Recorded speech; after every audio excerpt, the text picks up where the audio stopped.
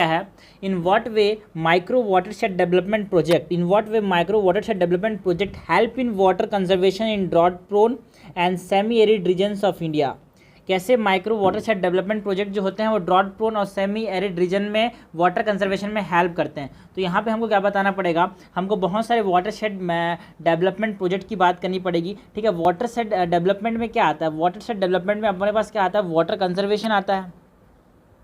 एक छोटे से एरिया में हम कैसे पानी को कंजर्व कर रहे हैं, इसको वाटरशेड डेवलपमेंट बोलते हैं। ठीक है, वाटरशेड डेवलपमेंट का मतलब एक छोटे से एरिया में हम पानी को, माइक्रो वाटरशेड डेवलपमेंट मतलब एक छोटे से एरिया में हम पानी को कैसे बचा रहे हैं। तो एक छोटे से एरिया में हम पानी को कैसे बचा सकते हैं, by means of water conservation. Water conservation की मदद से हम छोटे से एरिया में पानी को बचा सकते हैं। रेन वाटर हार्वेस्टिंग से हम एक छोटे से एरिया में पानी को बचा सकते हैं। ओके, रिचार्ज, जिससे क्या होगा, माइक्रो वाटरशेड डेवलपमेंट से क्या होगा, रिचार्ज होगा ग्राउंड वाटर का।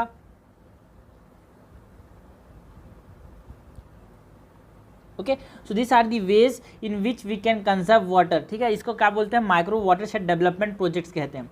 इससे हम क्या कर सकते हैं, हम जहाँ पे एरिड रीजन है, ड्रॉट प्रोन एरिया से, वहाँ पे पानी को बचा सकते हैं। यहाँ पे डायग्राम में भी दिखा रहा है कि कैसे छोटे से एरिया में पानी को ये कंजर्व कर रहे हैं, है ना। तो इसमें एग्जांपल दे सकते हैं, लाइक कंटूर बंडिंग में। देखो कंटूर बंडिंग में क्या होता है, अपने पास एक स्लोप होता है। ठीक है, अपने पास एक स्लोप होता है जिसमें से क्या होता है, कुछ पार्ट्स को यहाँ पे हम डिग करते हैं, फिर यहाँ से बंड बनाते हैं, कुछ पार्ट को डिग करते हैं, यहाँ से बंड बनाते हैं। तो क्या होता है, इससे जब वाटर जो आता था, जो सॉइल इरोजन कर सकता था, वो वाटर क्या हो रहा है, यहाँ पे जा रहा है और यहाँ पे रुक जा रहा है। जिससे क्या होगा, जिससे तो ये इसको चैनलाइज कर सकते हैं, किसके फॉर्म में, इरीगेशन के फॉर्म में। We can channelise this for irrigation. Okay, या ये फिर रुका रहेगा तो ये पानी क्या होगा, ये पर्कुलेट करेगा नीचे, क्योंकि स्टेगनेंट है। तो अगर स्टेगनेंट वाटर पर्कुलेट करे तो it will recharge what, it will recharge the ground water. ये ग्राउंड वाटर को रिचार्ज करेगा, है ना। अगर यहाँ पे बारिश ज़्यादा हो गई तो ज़्यादा पानी आएगा और यहाँ पे स्टोर होगा, और यहाँ पे क्या करेगा, इसको यहाँ पे पानी स्टोर होगा, और यहाँ पे ये बंड जो है, इसके बाद यहाँ पे अगर पानी स्टोर हुआ, यहाँ पे भी ये पर्कुलेट करेगा ज़्यादा excess water, so it will recharge the ground water. ठीक है, सो यहाँ पे हम बहुत सारे मेथड्स की बात कर सकते हैं। ये तो अपने पास हो गया इंट्रोडक्शन बॉडी की पार्ट। जब हम कंक्लूड करेंगे तो यहाँ पे हम बहुत सारे स्कीम्स की बात कर सकते हैं। फॉर एग्जांपल नीलांचल प्रोग्राम,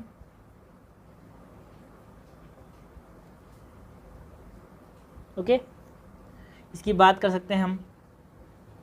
उसके बाद हम अप्रोच की बात करें तो यहाँ पे अप्रोच क्या होगा, इंट्रोड्यूस करेंगे by mentioning what does micro watershed development means. ठीक है, हम यहाँ पे बहुत सारे प्रोजेक्ट्स की बात कर सकते हैं। नीलांचल प्रोजेक्ट जो हमने बात की, कैसे हम बात कर सकते हैं कि कैसे जो ईस्टर्न पार्ट ऑफ महाराष्ट्र है, जो कि ड्रॉट प्रोन एरिया है, वहाँ पे कैसे माइक्रो वाटरशेड डेवलपमेंट प्रोजेक्ट्स के इस्तेमाल से वहाँ पे इफेक्टिव वाटर मैनेजमेंट हो रहा है। इसका एग्जाम्पल दे सकते हैं इंट्रोडक्शन में। उसके बाद जब हम बॉडी की तरफ मूव करेंगे, so we can talk here about what does water development projects include. ठीक है, तो यहाँ पे हम बात कर सकते हैं कि कैसे यहाँ पे रिचार्जिंग ऑफ ग्राउंड वाटर होता है ना, सस्टेनिंग ऑफ सॉइल मॉइस्चर होता है, इरीगेशन, हमको इरीगेशन की सुविधा मिलती है due to micro watershed development, जिसमें वाटर कंजर्वेशन आता है ना। बात की वाटर कंजर्वेशन की, रेन वाटर हार्वेस्टिंग की, recharge of ground water. So this are the things that with water micro watershed development will help us. Okay, इन सब चीज़ों में वो हेल्प करेगा अपने को। इंक्लूसिव ग्रोथ में हेल्प करेगा, smart management of water resources में हेल्प करेगा। सो इससे हम बता सकते हैं एक बॉडी पार्ट। इसके बाद हम बहुत सारे मेथड्स की बात कर सकते हैं, the methods of micro watershed development.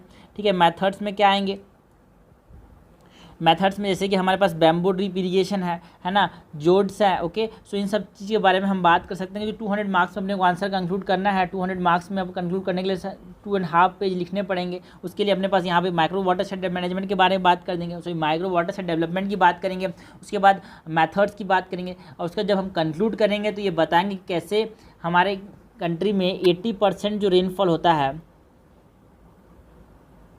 वो कितना होता है, वो 3 to 4 मंथ के छोटे से लाइफ स्पैन में होता है। बाकी सब मंथ क्या होता है, सूखे होते हैं। तो उस सूखे मंथ में अपने को अगर पानी चाहिए तो अपने को माइक्रो वाटरशेड डेवलपमेंट प्रोजेक्ट्स का अपने पास इस्तेमाल करना पड़ेगा, तभी हम क्या कर पाएंगे उस सीजन्स में। क्योंकि इससे क्या होता है, क्रॉप फेलियर होता है, पानी नहीं रहा तो क्रॉप फेलियर होगा, क्रॉप फेलियर होगा तो फार्मर सुसाइड्स के जो चांसेस है वो बढ़ते जाएंगे।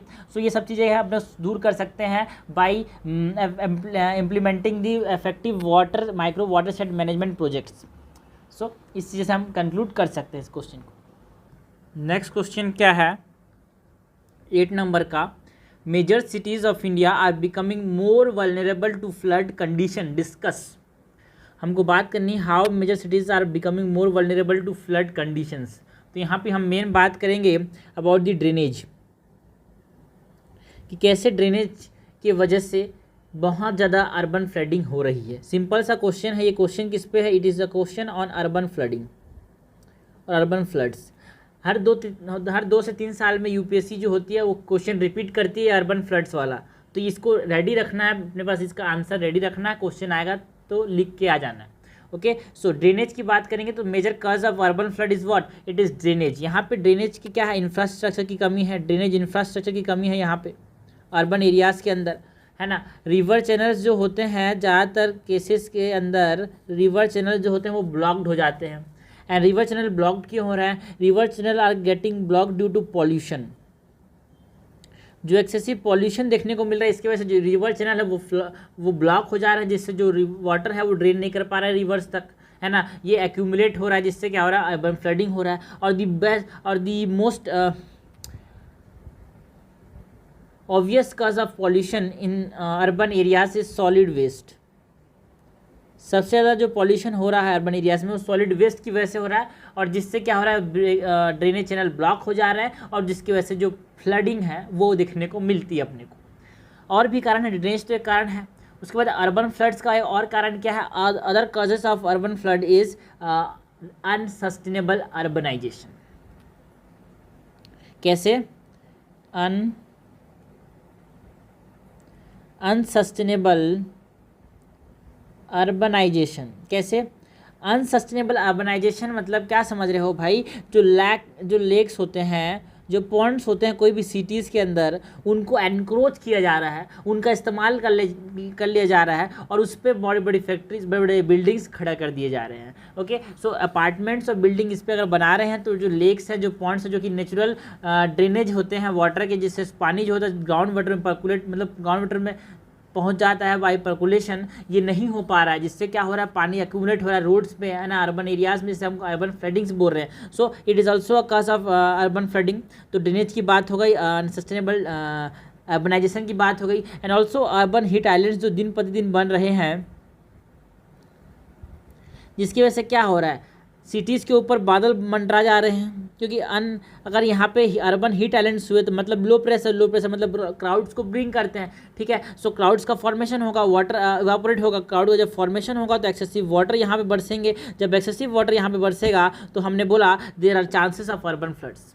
सो this are the reasons why major cities are becoming, है ना। बहुत ये ऐसे बात करें मेजर सिटीज़ में से पटना हो गया, पटना से कौन सी नदी बहती है? गंगा। दिल्ली की बात करें, दिल्ली से कौन सी नदी बहती है? यमुना। हम हैदराबाद की बात करें तो हैदराबाद से कौन सी नदी बहती है? मूसी, ठीक है। सो ये सब नदियाँ जो है वहाँ पे मेन चीज़ हो रहा है, ड्रेनेज का ब्लॉकेज हो जा रहा है, और अनसस्टेनेबल अर्बनाइजेशन, जो लेक्स हैं, पॉन्ड हैं, उनको एनक्रोच किया जा रहा है। ओके, और अर्बन हीट आइलैंड्स का फॉर्मेशन जो हो रहा है ड्यू टू रैपिड कॉन्क्रीटाइजेशन, सो कि रोड को कंक्रीट कर दिया, ज़मीन में जो चलने का मिट्टी था पार्क को कंक्रीट कर दिया, सबको कंक्रीट कर दिया, तो पानी जमीन में अंदर घुसेगा कैसे? नहीं घुस पाएगा। So it will accumulate in roads.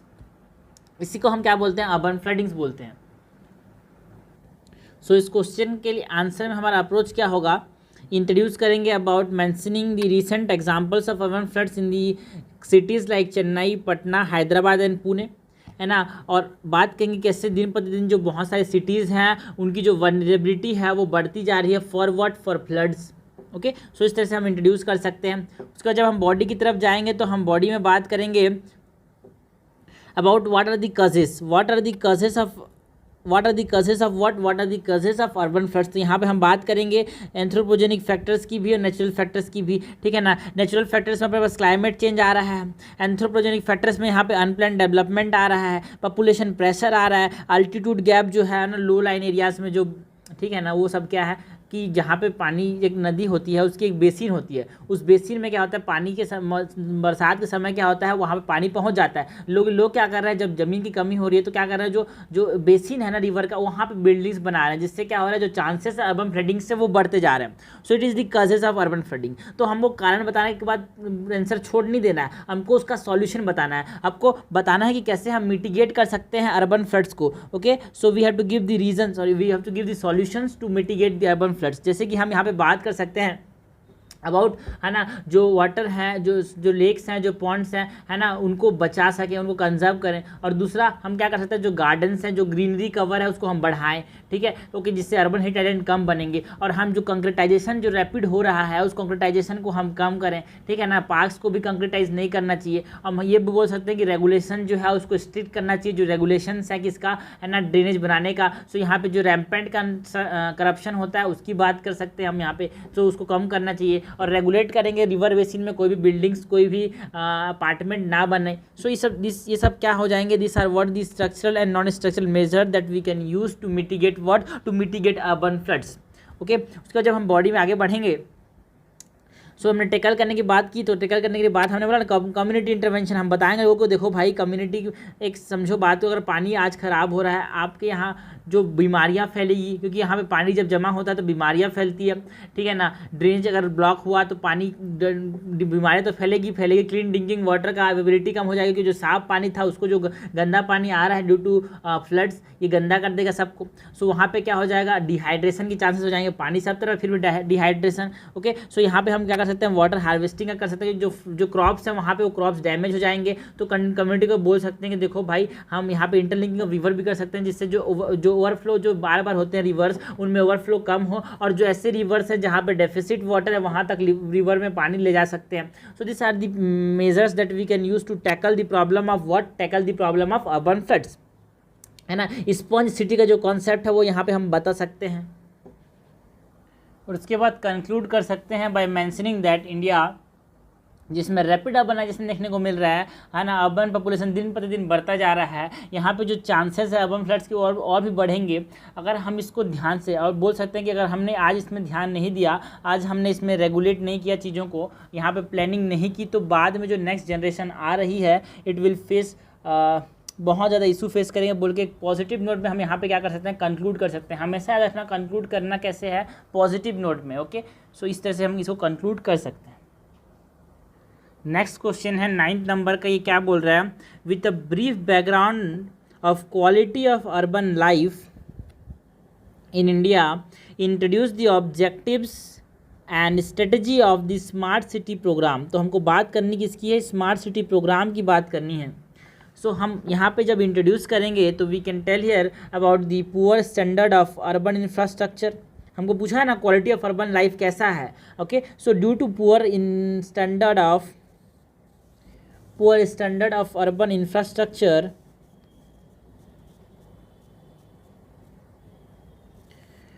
Poor standard of urban infrastructure से क्या हो रहा है ना, डेमोग्राफिक और जो इकोनॉमिक इम्प्लीकेशंस हैं वो बढ़ रहे हैं। So it has its own demographic and economic implications. इसके खुद के, क्योंकि पुअर स्टैंडर्ड लिविंग हुआ तो डेमोग्राफिक पॉपुलेशन जो होगा वो ज़्यादा, उनको कंट्रासेप्टिव्स के बारे में पता नहीं रहेगा, बहुत ज़्यादा से ग्रो करेंगे, सो डेमोग्राफी भी चेंज हो सकती है। और इकोनॉमिक इम्प्लीकेशन तो राइटली इफेक्ट होगा, क्योंकि भाई जब पॉपुलेशन ज़्यादा होगी फैमिली में तो सबको इक्वल रिसोर्सेज नहीं मिल पाएंगे। So the poor standard of urban infrastructure has its own demographic and economic implication, जिसमें हमारे पास बात कर सकते हैं वाटर स्ट्रेस की, कि बहुत ज़्यादा पॉपुलेशन हुआ तो किस अर्बन एरियाज़ के अंदर वाटर की कमी हो सकती है ना। ट्रांसपोर्ट की कमी हो जाएगी, भाई ट्रांसपोर्ट जाम हो जाएगा। So poor transport network can be seen in this region. And also इससे क्या होगा, इलेक्ट्रिसिटी जो 10 आदमी इस्तेमाल करते थे अब वो 10 के लिए सफिशिएंट नहीं होगी, बहुत ज़्यादा लोग हो गए हैं। सो ये सब की बात करेंगे हम यहाँ पे। मतलब ये सब जो दिक्कतें हैं, ये सब दिक्कतें को सॉल्व करने के लिए क्या बनाया गया, स्मार्ट सिटी प्रोग्राम बनाया गया। इस क्वेश्चन में जब हम अप्रोच देखेंगे तो अप्रोच क्या होगा, हम इंट्रोड्यूस कर सकते हैं briefly mentioning about the urbanization and the current status of urbanization in India by कुछ डाटा यहाँ पे कोट कर सकते हैं, लेकिन रिलेवेंट होना चाहिए, अपने को एग्जैक्ट डाटा याद होना चाहिए। डाटा वहाँ पे कोट करना जिसके बारे में आपको पता हो, जो आधा अधूरा पता है उसको यहाँ पे कोट नहीं करना होता है। ओके, सो यहाँ पे हम इंट्रोड्यूस कर दिया। उसके बाद जब हम बॉडी में जाएंगे तो हम बताएंगे क्वालिटी ऑफ अर्बन लाइफ कि कैसा क्वालिटी है, तो उसके पॉजिटिव्स के बारे में बताएंगे। हाँ कि अर्बन एरियाज़ में बेटर मोबिलिटी होती है, आईटी कनेक्टिविटी देखने को मिलती है, वहाँ पे एजुकेशन अपॉर्चुनिटीज़ होती है ना, people have work opportunities and better life for women is there and there are less social evil like casteism, तो ये सब हो गए अपने पास पॉजिटिव्स। उसके बाद ऐसा नहीं कि वहाँ पे अर्बन एरिया में सब चीज़ अच्छा ही अच्छा होता है। सो देयर आर सब नेगेटिव एज वेल, लाइक वहाँ बहुत ज़्यादा प्रदूषण है, पॉल्यूशन है यहाँ पे। सो सेफ्टी एंड क्राइम्स की जो सेफ्टी बहुत कम होती है ना चीज़ों लोगों की, और क्राइम्स के जो चांसेस है that is more in the urban areas. और ऑल्सो स्लम पॉपुलेशन का एक रैपिड डेवलपमेंट, बहुत ज़्यादा पॉपुलेशन बढ़ने लगा है ना। सॉलिड वेस्ट का जो अपने को देखने को मिलता है बहुत ज़्यादा अर्बन एरियाज़ में देखने को मिलता है ना। ड्रेनेज जो होता है उसको ब्लॉक कर दिया जाता है, ड्रेनेज की प्रॉब्लम है, जिससे क्या होता है अर्बन फ्लड्स होते हैं। हमने रिसेंटली देखा पिछले क्वेश्चन में। सो दिस आर व्हाट हमको क्वेश्चन ने पूछा है ना, हमको बताना पड़ेगा यहाँ पे। पहले तो जो फर्स्ट पार्ट है वो बोल रहा है क्वालिटी ऑफ अर्बन लाइफ के बारे में बताओ, ठीक है, हमने बता दिया। उसके बाद हमको पूछा है क्या इस सबको कैसे टैकल कर रहा है स्मार्ट सिटी प्रोग्राम।